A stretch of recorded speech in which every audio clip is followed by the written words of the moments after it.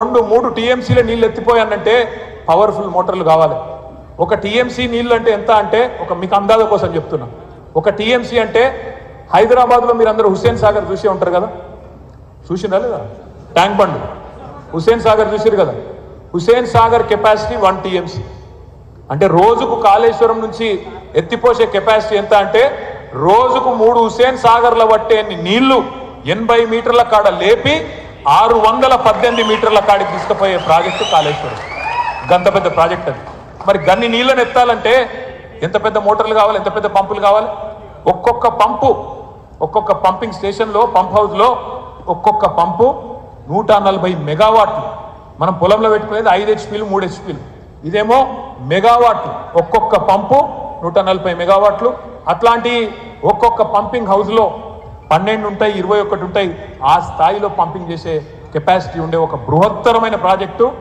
కాంగ్రెస్ వాళ్ళ కనీసం కల్పనలో కూడా ఆలోచన చేయలేని ప్రాజెక్టు కాళేశ్వరం. అట్లాంటి ప్రాజెక్టు కేసీఆర్ గారు కట్టింది. మరి కట్టినాక ఏం చేయాలి? ఇటు కాంగ్రెస్ వానికి మనసున పడతలేదు, అటు బీజేపీ వానికి మనసున పడతలేదు. మళ్ళా కేసీఆర్కు రైతులు ఓట్లేస్తారు, మళ్ళా కేసీఆర్ గారు ముఖ్యమంత్రి అవుతాడు, మళ్ళా గులాబీ జెండా ఎగురుతుంది, ఎట్లన్నా చేసి వీళ్ళని బదనాం చేయాలి అని చెప్పి ఒక దుకాణం స్టార్ట్ చేశారు. ఏం మొదలు పెట్టినరు? కాళేశ్వరం అంటే 1,00,000 కోట్ల కుంభకోణం, 1,00,000 కోట్లు మింగినరు, 1,00,000 కోట్లు పోయినాయి అని మొదలు. ఒకరోజు కేసీఆర్ గారు డైరెక్ట్గా అడిగిండు అసెంబ్లీలో, హరీష్ రావు గారు అడిగిండు, అరే మేము ఖర్చు పెట్టిందే 80,000 కోట్లు, ఇప్పటిదాకా ప్రాజెక్టు పూర్తయింది, నీళ్ళు రానేవట్టే, 80,000 కోట్ల ప్రాజెక్టులో 1,00,000 కోట్ల కుంభకోణం ఎట్లయితుంది రా బాయ్ చెప్పుర్రి అంటే అప్పటి నుంచి మళ్ళీ తెల్లారి నుంచి వరుస మార్చింది. అట్లా కాదు, అవినీతే కాదు, ఇలా చాలా వేరే జరిగినాయి అని వేరే రకంగా ఈ ప్రాజెక్టును బద్నాం చేయడానికి ప్రయత్నాలు ప్రారంభించింది. నేనైతే బలంగా నమ్ముతున్నా. ఈరోజు నేను ఇదివరకు కూడా చెప్పినా, ఇప్పుడు కూడా చెప్తున్నా, ఏం చేయాలనో తెలియక అధికారం కోసం గడ్డి కూడా తింటది కాంగ్రెస్ అవసరమైతే. అందుకే నా అనుమానం అయితే ఈరోజు కూడా ఖచ్చితంగా మేడిగడ్డ బరాజులో కూడా ఈ లుచ్చా కాంగ్రెస్ పార్టీ ఏదో చేసింది అనేది నా అనుమానం. ఈరోజు అక్కడ కాళేశ్వరం దగ్గర ఆడ కింద ఆడు ఉన్నారులే కొంతమంది మనుషులు, వాళ్ళ మనుషులతోని మరి ఏం పెట్టినరో ఎట్లా పెట్టినరో కానీ చాలా మంది రైతులు కూడా చెప్పిన తర్వాత ఆ 2 పిల్లర్లు ఏవైతే కుంగినాయో కొద్దిగా, ఆ 2 పిల్లర్లు కుంగితే శబ్దం వచ్చింది, ఏదో పేలిన శబ్దం వచ్చింది అని చెప్పి కూడా ఆ ప్రాంత రైతులు అప్పుడే చెప్పింది.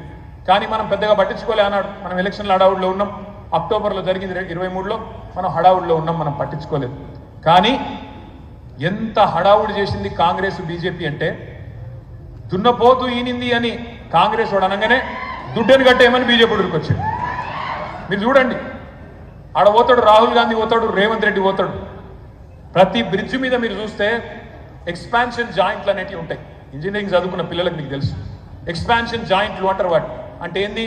ఎండాకాలంలో ఎప్పుడైనా సరే రోడ్డు ఏమవుతుంది అంటే కొద్దిగా తార్ రోడ్డు ఉంటే అది కొద్దిగా ఎక్స్పాండ్ అవుతుంది, అప్పుడు కొద్దిగా దానికి వెసులుబాటు ఉండాలి. అట్లే చలికాలంలో చలి ఎక్కువ ఉన్నప్పుడు కొద్దిగా దగ్గర అవుతుంది తారు, కాబట్టి కొద్దిగా స్పేస్ ఇస్తారు ఇంజనీరింగ్ టెక్నికల్.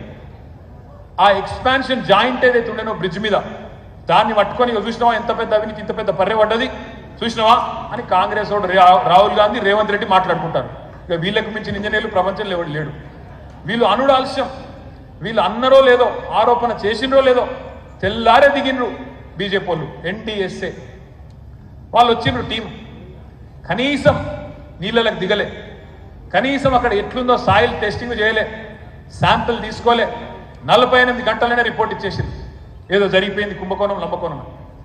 అంటే ఎట్లుంటుంది కుట్ర, రాజకీయ కుట్ర అంటే, ఇంత పెద్ద ప్రాజెక్టు కట్టి, ఇంత అద్భుతంగా రైతులకు నీళ్ళు ఇచ్చి, ఇంత అద్భుతంగా హైదరాబాద్ మహానగరానికి ఇంకో 50 ఏళ్ల దాకా మంచిళ్ళ గోస లేకుండా చేసి, ఇంత అద్భుతంగా తెలంగాణలో భవిష్యత్తులో ఎవరు పరిశ్రమలు పెట్టాలన్నా మరి అద్భుతమైన ఒక ప్రాజెక్టు డిజైన్ చేసి దాన్ని మొత్తం నీళ్ళన్నీ కూడా మీ కాళ్ళ ముంగట కళ్ళ ముంగట కనబడేటట్టు చేస్తే దాన్ని మరిపించడానికి 1,00,000 కోట్ల కుంభకోణం అని ఒకడు, పర్రెవట్టింది ఏదో అయిపోయిందని ఇంకొకడు, ఇంత పెద్ద కాళేశ్వరం ప్రాజెక్టు మొత్తం మునిగిపోయింది, కాళేశ్వరం కూలేశ్వరం అయిపోయింది అని ఇంకొక సన్నాసి రోజు మాట్లాడుతూనే ఉంటాడు.